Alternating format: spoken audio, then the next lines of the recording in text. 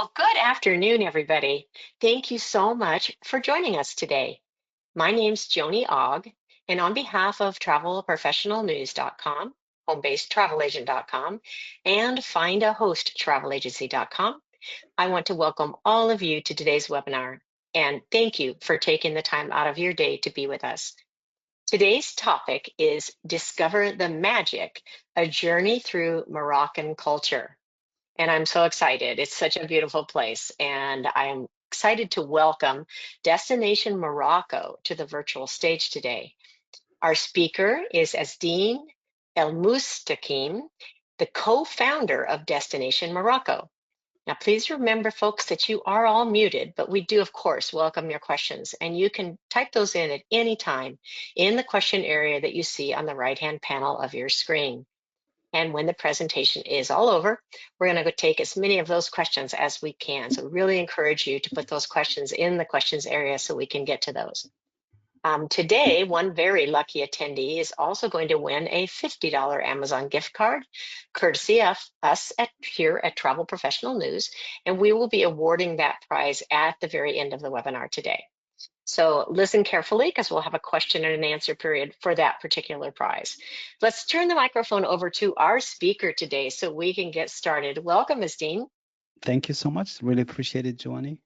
On this webinar, we will talk about the diverse landscape and history of Morocco, and then we'll give a brief history about the Amazigh people, or the Berbers, as people call them, of Morocco, and then we'll cover art and architecture. And this part of art, you can really see it throughout all the slides of the presentation. Then we're going to do a little bit of Moroccan cuisine, then a little bit of shopping, and how to shop and where to shop for things that are related to Morocco. And then obviously we'll talk about the fam trip, and then we'll do Q&A afterwards.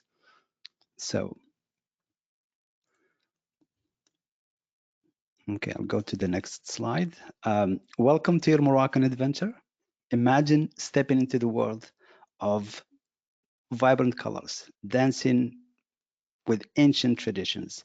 The picture that we're looking at right now, it's from the square, but it's facing the Kutubiyya Mosque. And a lot of people, they ask, hey, how far is the mosque from the square of Jamal Fna? This is really, really very close. So as we can see, there's a lot of diversity when it comes to the landscape, to everything that it's related to Morocco.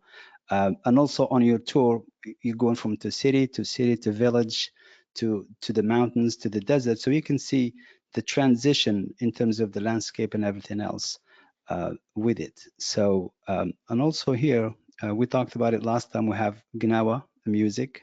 This is in Merzouga, especially in the Khamliya village, which is really, music is very important part of the Moroccan culture. And there's so many different types of music depending on the region where you at.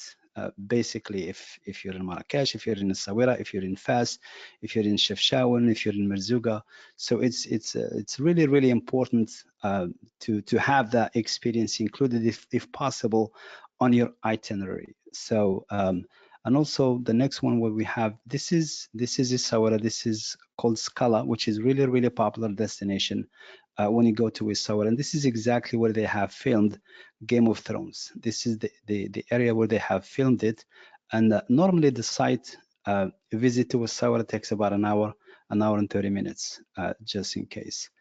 And also we're gonna move to, this is in Ouarzazate. This is in a small oasis. And as you can see, it's very traditional Amazigh Riyadh. It's very beautiful. Look at the colors. It's very intriguing, very nice, and also really, really high service. So it's very pretty. So, and then afterwards, we're gonna go to, in here, we're gonna really see the geography and the landscape of Morocco. This is exactly where magic really happens. So when you look at this picture, it looks just mountains, but when you really look deep into it, you can see there's a village to the right hand side in the corner of the picture actually, and then one in the middle of the picture, then few villages all the way in the back, in the background, before those big mountains. They look kind of greenish. So, and this is one of the experiences that also we include, which is the Berber experience, that you can, your guests can have lunch or can have a day with the Berbers here as well. So Then the next one we're going to have is, this is also, you can see the camels, obviously, but you can think of it as the desert. This is called Agafi Desert. It's not 100% desert, but it's similar to normally Merzouga. So, and it's about an hour and 15 minutes away from Marrakesh. So for a lot of people that could not make it or have the time to do the real Merzouga desert experience, this is a substitute, but it's also really, really nice. They have some very luxury riads and hotels, swimming pool and everything that you can think of, and intense, you know, restaurants and stuff like that. So it's really, really impressive. Now, this is Merzouga. This is the actual Merzouga, and you can obviously see the difference as well. So it's the real sand. Everything is just the way that it's supposed to. And also throughout, you can see the diversity of the landscape and everything else. So the next slide that we have, this is, we've taken this in Tangier. This is where the Atlantic Ocean meets the Mediterranean Ocean. And you can see we're all looking on one side, which is to the right-hand side behind the tower here. And that's actually, we're looking at Spain. So this is the closest point between Morocco and Spain. It's about 11 miles. So you can see it from that distance, which is really, really impressive. And a lot of people, especially the summertime, they cross through the ferry. So you can fly, you can, you know, if you're coming from through Tangier, you can fly, or you can just take the ferry. It takes you a couple of hours.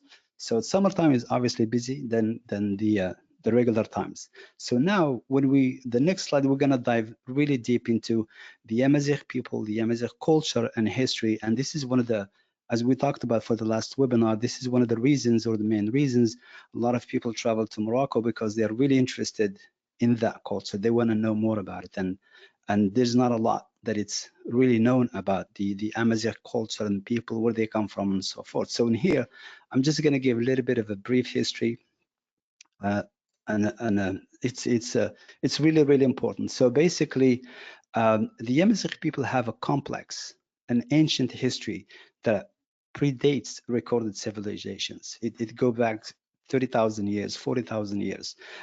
Evidence suggests that they are indigenous to North Africa and have inhabited the region for thousands of years. So the Amazigh people, really, they exist in Morocco, in Algeria, Tunisia, a little bit of Libya, Mali, and a small part of Egypt. Egypt for me was a little bit of a surprise. I didn't think that the Amazigh people existed in Egypt, but it's a really, really surprise. So basically, their presence predates the Arab and the European influences, making them one of the first indigenous group with the longest standing ties to the area. So they've been there for a long time, thousands and thousands of years. A lot of people, they think, oh, the Amazigh people, they came from Sham in Arabic, which is nowadays Jordan, Lebanon, Syria, which is not true. They have always inhabited North Africa. So that theory is really not true. But some theories also propose that the Amazigh have roots in the indigenous populations of the Sahara, with their history marked by interactions with the Phoenicians, the Carthaginians, and the ancient Egyptians. So over time, distinct Amazigh cultures over time, distinct Amazigh cultural identities emerged across the Maghreb and the Sahara. When we say the Maghreb in Arabic, it really means North Africa. And in terms of the language of the Amazigh people, there's many different languages. It's within that umbrella of the Amazigh or the Berber language, and we will discuss them a little bit. But also, these languages, they survived, even though none of them was written. It's not like English. You know, you write it and you memorize it, but in this one, basically, it was just passed from generation to generation. And in Morocco, it was recently, about a decade or so, now they start writing it. So now they have alphabet, the Amazigh alphabet, and you can write your name, and you can write anything that you like in the Amazigh language. So then the next slide we have is going to be, this is actually my village right here, and we've shown it in the Berber experience last time. So the Amazigh people represented across north of Africa inhabit a diverse range of communities with distinct languages and cultural practices. So there's so many different when we say Berber people, Amazigh people, especially in Morocco and North Africa, we say Rifians, which is Riafa, which is they live in North Africa, which is the Rif Mountains in Morocco, if you would. And then you have in North Algeria what we call Qabaili, and then you have Tuareg, which is in the Sahara Desert, and this one it goes down from Morocco to Mauritania to Mali. So excuse me, see, this is a really vast area with the Tuareg. And then you have Shluh, which is I think this is the majority of the Amazigh people in Morocco, which is in southern part of Morocco, including High Atlas, which we are right here in the High Atlas mountains, surrounding with a little bit of southern part of Morocco, like Agadir, Taroudant, Tafraout, and obviously Ouarzazate. So this is a part of Ouarzazate as well. And then when we look at the other part of the Amazigh people that are in the southern part of Morocco, they are called Zayanist, inhabit region of the southern Morocco, but they're in the anti-Atlas mountains. And then you have Mzabit, which is located in Central Asia, Central Algeria, and then the Siwa, which is a small oasis in Egypt. So it's a really diverse country. Beautiful, thousands and thousands of layers of history, diversity, so it's really incredible. So now we're going to go to the next slide, which is really important. And we talked about this one. We have shown it on the previous webinar, and this is where we take a lot of the guests for lunch because of the importance of it, and also because of the history. This is where they have signed the protectorate between Morocco and France in 1912. So it's about 112 years ago. So it's called Patio de la Maison Dite. It's called the house called Dar Menbehi, which is a house of Menbehi, and he's still the owner. Mr. Menbehi is the owner, passed down from family to generations. So he's the owner. And basically, when you look at these pictures, this is what they signed up. It's a very important document in terms of Morocco, in terms of the history. It changed Morocco's history as we know it. So, and then when we go to the next slide, basically it's gonna show like it's before and after. We took this picture. This is when we visited last time in 2003, summertime. And again, before, this is back in 1912.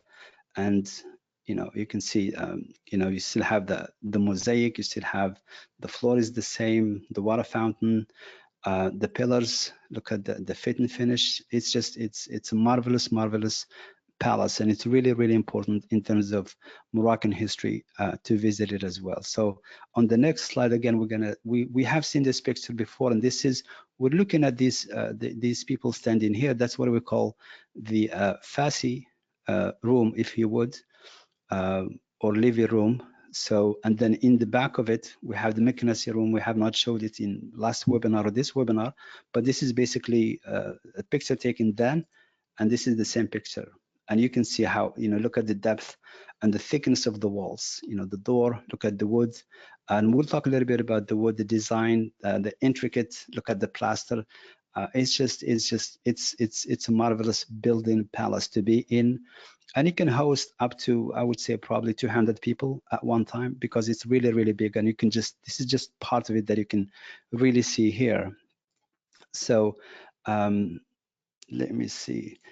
So basically, this is, the next slide we're going to talk about the arts and architecture, and it's really a visual feast if you look at it. Even through the previous pictures, you cannot ignore the art and the architecture, especially in Fas. This is the madrasa in Fas. No, this is actually a Qarawiyyin, and you can see, look at the tile, the intricate design. Look at there's always water fountains. The water has really important role in Moroccan culture, the Islamic culture. And then you can look at the plaster, the design. Look at the wood.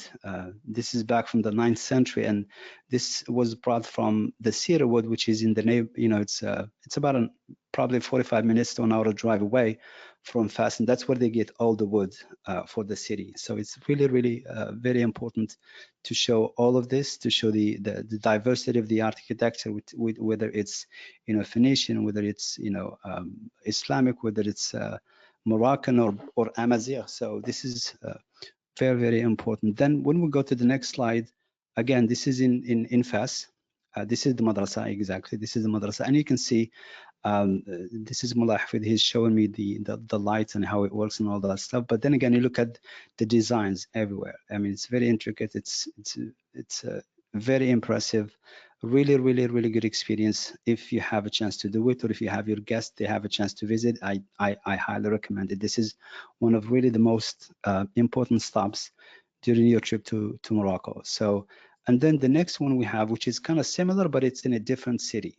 This is Meknes, and this is our guide at Meknes at that time. I look at the fit and finish again. Look at the design. Look at the walls. Look at the mosaic, or what we call it, zelish, and then look at the plaster. It looks brand new, even though it's hundreds of years old. Look at the colors, and then you have the plaster wood again. This is cedar forest wood.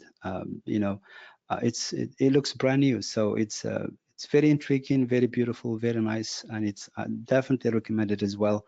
One of your most stops or important stops in Meknes, which is also an imperial city as well. So when we look at all these art and architecture, we cannot really ignore the Amazigh influence in Morocco, which you can definitely see, especially when you're traveling throughout the southern part of Morocco. You can see it in the Kasbahs, whether it's Said ibn Haddou or whether it's this. And this is Kasbah Tliwat. And the last resident was Leglawi, and it's named after him, even though he's not the original owner or constructed the building. But it's been around for about 450 years or so. It's really, really, it has very significant importance in the Amazigh culture in our neighborhood. And again, this is like probably 10 minutes away driving from where we live in the mountains, which is really, really impressive and very important. So so then the next one we have, again, talking about the Amazigh design. You can see that they're a little different, especially when you look at the rooftops. So when you look at those designs, they look like a little bit, you know, it's really nice, and that's one of the indicators that this is part of the Amazigh design. This is also same Riyadh, if you would, the one that we've showed interior. This is the outside of it as well. And then this is the last picture. You can see it, it's Oz Palace. That's the name of the Riyadh, the hotel. It's very luxurious, beautiful, very nice. And again, I highly recommend it. If you have guests, they want something. This is very isolated. This is it's very unique. It stands on its own. It has the background is just it's massive. It's very incredible. And when we visited the crew of Gladiator 2, this is where they stayed.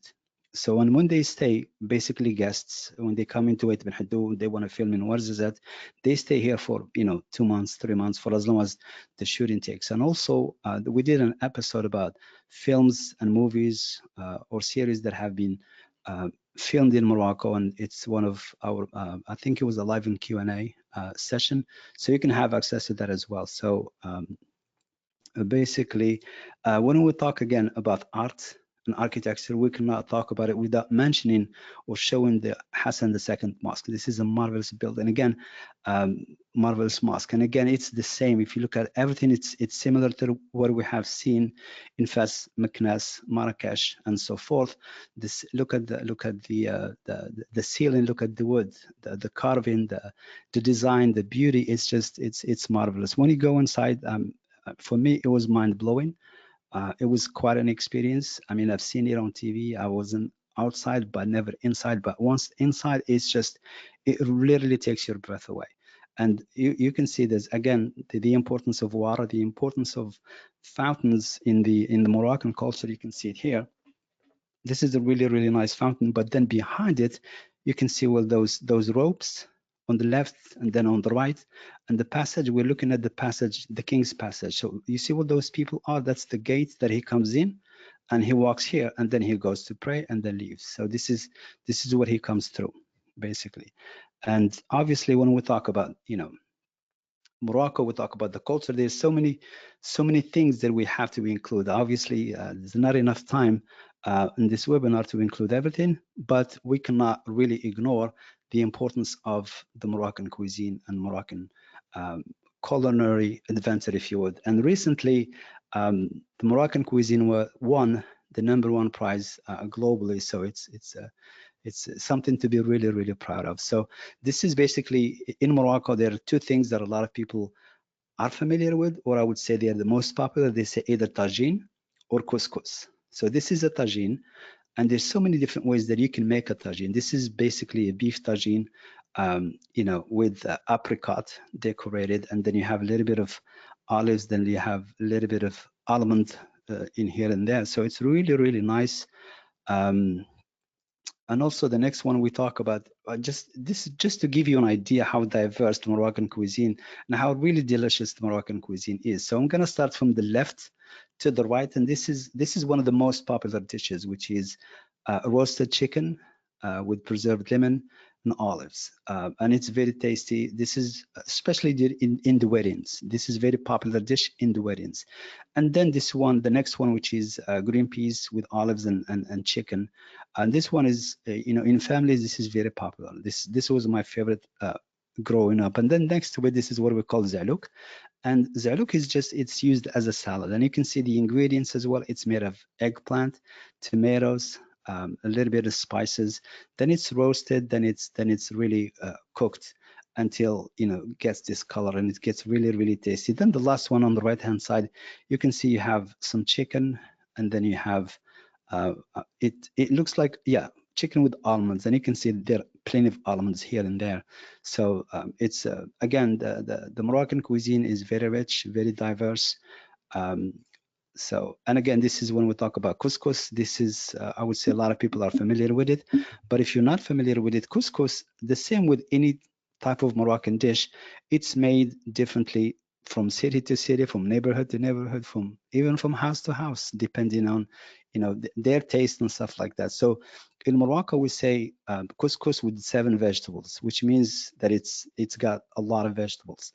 And this one, it has a little bit more than 7, which is very rich. And couscous, it can really be made, you know, with just vegetables, as you can see here, or with the meat, but the meat is under the vegetables. You cannot really see it, but it's still there. And it can be, chicken, it can be fish, it can be lamb, it can be goat, whatever you like it. And you can see that it has cabbage, it has, zucchinis, it has eggplant, carrots, and all type of really good and tasty vegetables. So the next one we have, this is also very popular. This is seafood pastilla.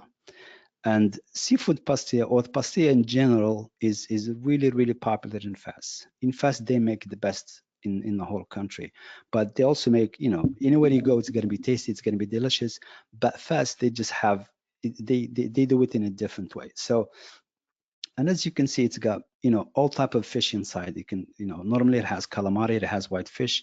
You can do salmon, you can do halibut, anything that you like, you can do in here. So, which is really, really nice. And again, these are really popular for weddings and special events. And then the next one we have, this is the same thing. It's pastilla, but the decoration is different. And this one is chicken. And obviously, almond, there's almond in the mix, which is really, really nice.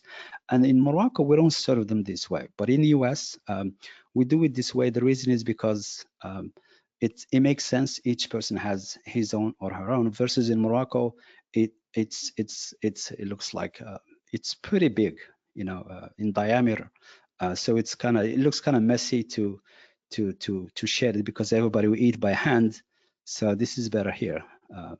And also the next slide, when we talk about the food, when we talk about the culture of Morocco, we have to include the shopping. And the shopping, we also have an episode on the podcast, Destination Morocco podcast, about shopping, what do's and don'ts in shopping. This one was taken, I believe, in Ouarzazate. So there's different areas for different things that you want to buy. So if you're in Fas, the best thing to buy in Fas is ceramic. If you are in Essaouira, for example, the best thing to buy is wood designs, which is there's a forest in the outskirts of Essaouira called they have what we call tuya wood, and it's very strong and it does not change color. So we have tuya wood in Essaouira, then we have cedar wood in the northern side part of Morocco, in Fas, and in the northern parts of Morocco. So this is in Ouarzazate. So this is going to have a lot of Amazigh influence, as you can see, in terms of decorations, in terms of signs and designs and jewelry. So for the next um, slide, basically, this is their area for carpet. So now the carpet, the best place to buy carpet is Ait bin Hadou.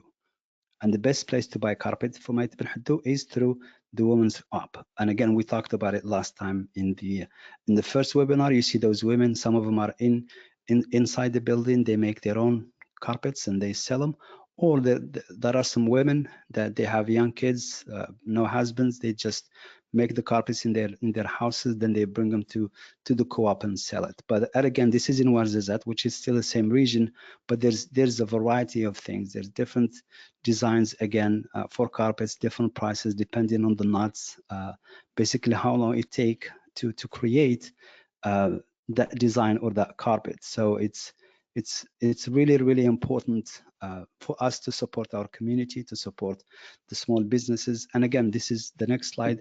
This one is in Fas, and we've showed some pictures from the first webinar again in Fas. And you know, in terms of ceramic, this is the place to get it, because again, because the clay that they are made of exists only in certain parts of northern Morocco versus the rest of Morocco. That's why the quality of ceramic in Fes is more expensive, but it's really, really worth it.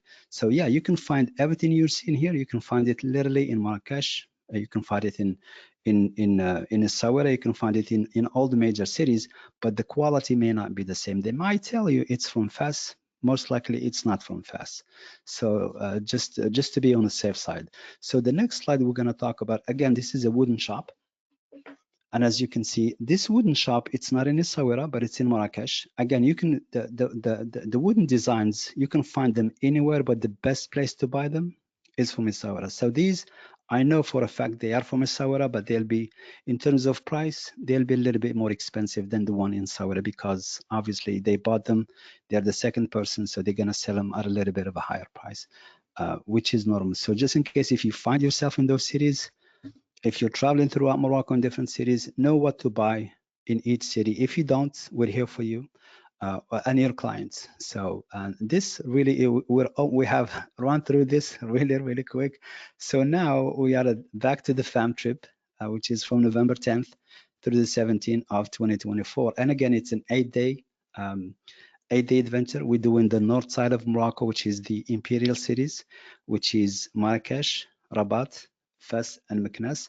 And the picture that you see here is in Fes. This is one of the riads in Fes, one of the best riads actually in Morocco. It's called Riyadh Fes. And by the way, when you look at Fes, each city in Morocco has its color. A lot of them, they have a white color. Marrakesh, they call it the red city. But Fes, the city color is actually the blue. So Fas is the city color is blue. So that's why in here you can see they have incorporated the city color in their decorations, the couches, you know, the pillows and everything, even the mosaic, even the floor. You can see there's a lot of blue, and also on the doors. Look at the intricate designs of the wood, you know, on the first floor, then on the second floor. So it's and then the tile on the second level as well. So it's very, very important to know those things. So traveling to Morocco is absolutely an adventure, and it's worth it. If you are familiar with the destination, I hope you have learned something new today.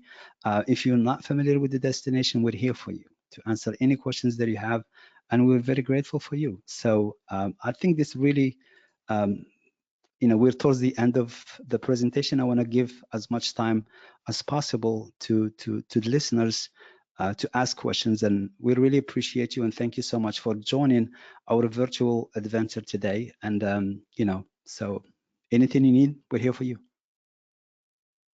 Can you hear me okay? Yes, I can hear you. Okay, I wasn't sure if my volume was working right. Great. This is fantastic. Thank you. We do have some great questions too. Perfect. Let me get started with those if you don't mind, and we can kind Yeah. of make sure we get through everybody's. Someone is asking how many people are considered a group.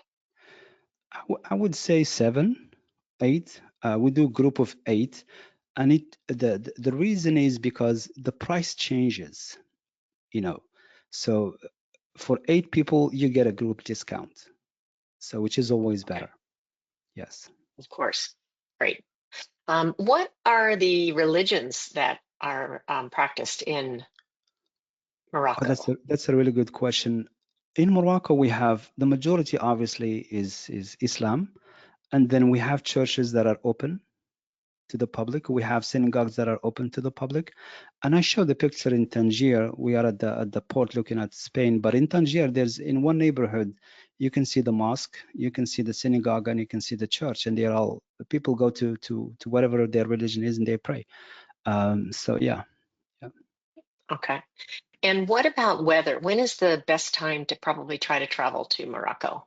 That's a really good question. In terms of weather, I would say just avoid, unless you must, avoid July and August, because the weather is really terrible. It's really hot. Unless you have to be there, then it's okay. You'll manage. The other part is a little bit in January. It's kind of a little bit cold, but again, for me, cold may not be cold for a lot of other people. So Right. that's this is what I would avoid in terms of weather. The high season is March, April, May. June is good as well. Then stay away July, August. Travel in mid-September and above. In mid-September, the temperature is still going to be a little bit hot, but it's not as hot as the summertime. Now you see the change starting in October and November in terms of temperature. In the morning, it's a little bit, I would say probably mid 60s, but then the temperature rises probably to mid 70s. But then at, when the sun goes down, the temperature drops again to mid 60s. So if you're traveling during that time, you just want to have something, just a little bit light, just to carry, just in case. That way you're not cold if you're staying up late. Okay. Is there a considered a rainy season at all? I know in desert terrain, sometimes there is like monsoon rainy types. Is there a time of year where you'll see more rain?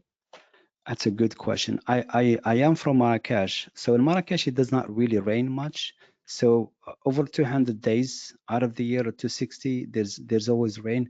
But then it's different in other regions. For example, when you look at the mountains, sometimes there is drought, but sometimes we get those flash floods. But those you have to be very careful with. But then again, when you have local guides, when you have uh, local drivers, they know the patterns of the weather. If they see the weather, for example, if I go to the mountains, I can tell you if it's going to rain today or not, or what time it's going to rain, because that's how we grew up. We can tell the weather. But then when it comes to flood and to storms, we can tell, because you can see the change, in the sky, in the horizon, long before it gets to you. So Okay. Oh, that makes sense. Okay. It's a question here, are there any wedding and or like honeymoon focused activities for couples wanting it to be just the two of them on a group trip? oh, absolutely.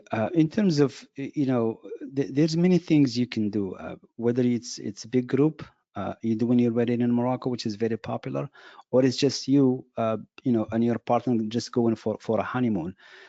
There's many experiences you can do, and everything is customizable. We can go as romantic as can be. We can plan anything, whether in Marrakesh, whether in Fas, whether in the desert.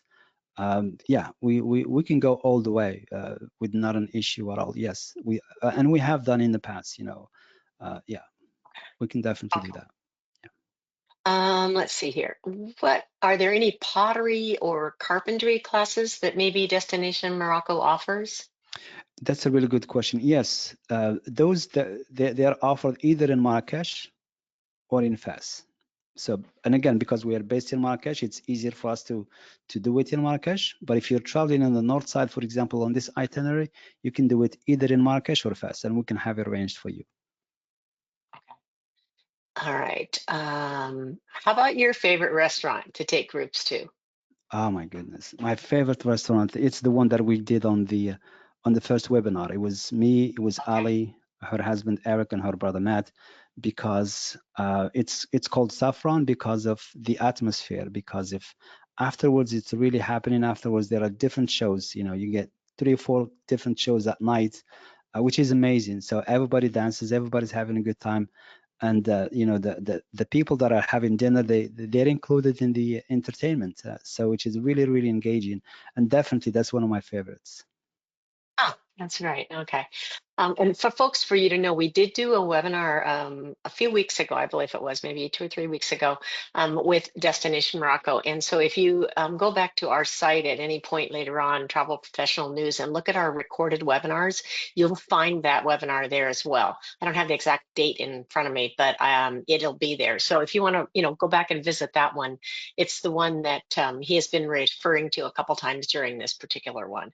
All right. So, what do people usually buy? What products would you say are absolute must buys? I mean, I'm having been there, I would say definitely carpet if you can, get it home. And I loved all that wood. Those were beautiful. What I was just Thank you. looking at in your pictures. So what do you think is a must buy there? I would say the number one thing that really comes up is carpet for sure. That's Okay. definitely the number one. And carpet, again, you can buy it in Marrakesh, you can buy it in Fes, you can buy it in literally anywhere. But the best place, if you're doing part of southern part of Morocco, Ait bin Haddo is highly recommended. That's the number one. I've seen people buy water fountains. I've seen people buy tables, and they weigh tons, by the way. And everything can be shipped to you, whether US, Canada, anywhere it can be shipped to you. And this is really, really, really important.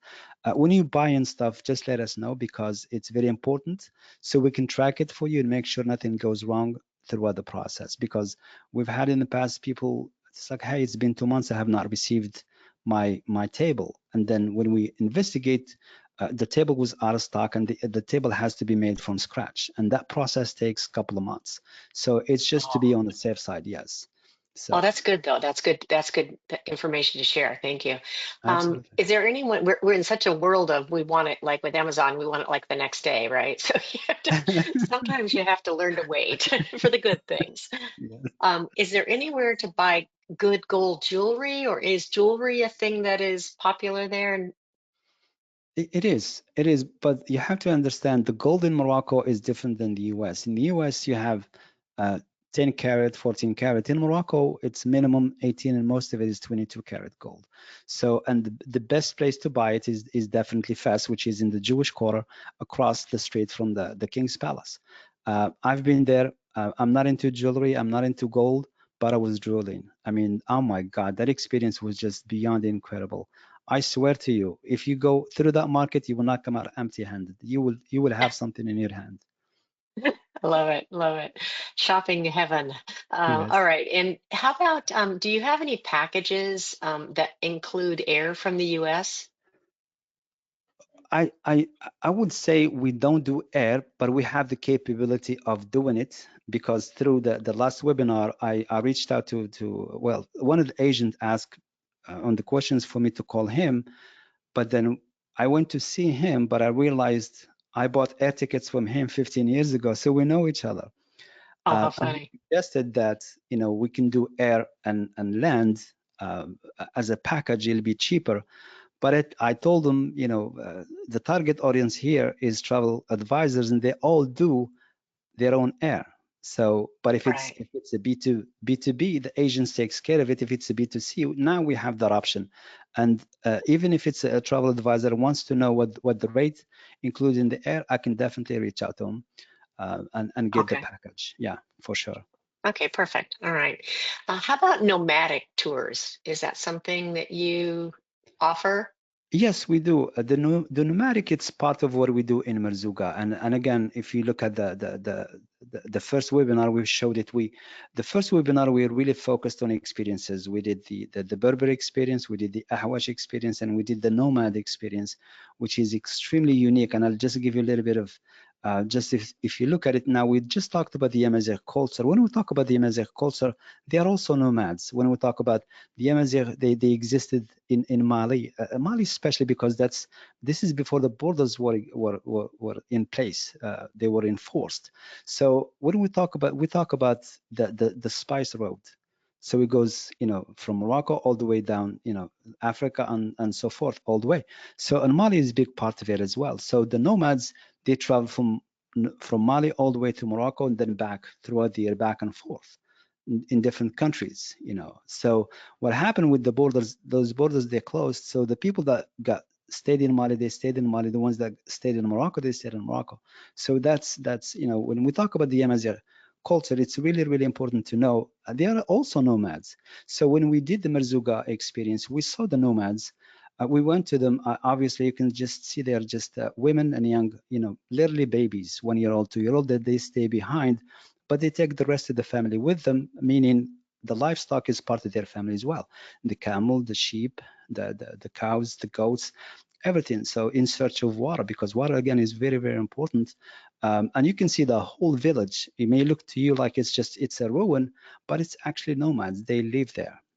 Part of that structure building, what's left of it, they use it, and part of it they finish it with the tents, and complete Okay. the building, if you would, with the tents. So yeah, we do, Oh, we do, okay. and the nomad experience, we did it with again with Eric and Ali. They would just, and they're from Houston. They were mesmerized. They just could not believe it. They were blown away. Oh, So I'm and sure. it's beyond incredible. So What an I highly experience. recommend it. Yes, yeah. Yeah. Yeah, I'm going to ask this question, and then I want to mention something that I think you wanted to bring attention to. But first, let me ask this one. Is there a focus on fragrances or fragrance in Morocco or anywhere that fragrance is focused to visit? Fragrance, you mean the scent? Yep. Not that I'm aware of, to be honest. Okay, Mm, this was a mm, question that maybe she can clarify if she had something else she wanted to share with that. In the meantime, I believe you had two handouts, and I just want to bring it to everybody's attention to those. yes. There was a PDF or handout, folks, that you'll see in the handout section for a bonus commission. And there was also a fam trip handout. So I just want to make sure everybody sees those. You can certainly open those up and download them, and that way you if you haven't already done it, I want to make sure everybody saw those and that we brought attention to that. All right. So I think what we're going to do now is we're going to go ahead and do our prize giveaway. Does that sound okay with you? Perfect. All right, perfect. It was a wonderful presentation. I loved it. Thank you. Thank All you. right, so folks, you know where the questions section is because you've been asking some great questions. So over on your right-hand side, you'll see something there that says questions. You can just put your answers in there. So not question, but answer. I'm going to ask the question, and then we will go ahead and award the prize. And folks, we did record this webinar, so you will be able to watch it again, because in case you missed anything and you want to do it again, you'll be able to find that on our website, and you'll be receiving a link to that recording as a follow-up coming up within the next either few hours or by tomorrow morning, okay? All right, so here we go. One very lucky winner is going to win a $50 Amazon gift card. And the question is, when is the fam trip? Go. I'm taking the seventh correct answer.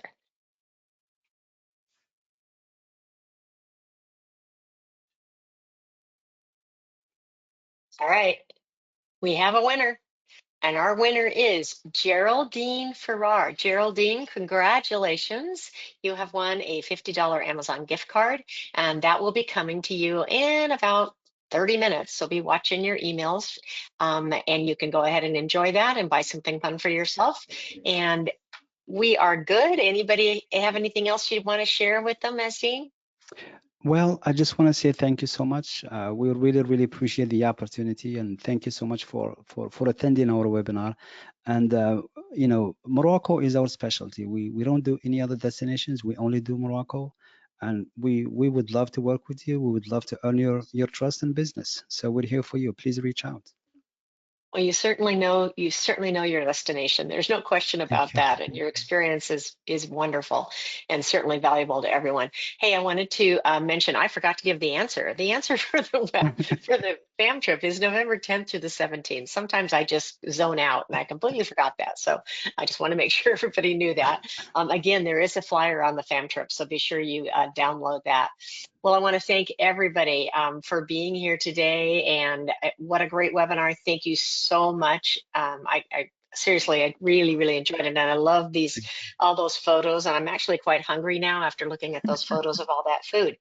So I hope everybody has a great rest of their afternoon. Thank you again for presenting for us today. We're My honored pleasure. to be able to work with you, and we look forward to seeing everybody next time. Thank you. Thank you. Thank Bye. you. Bye-bye, everybody.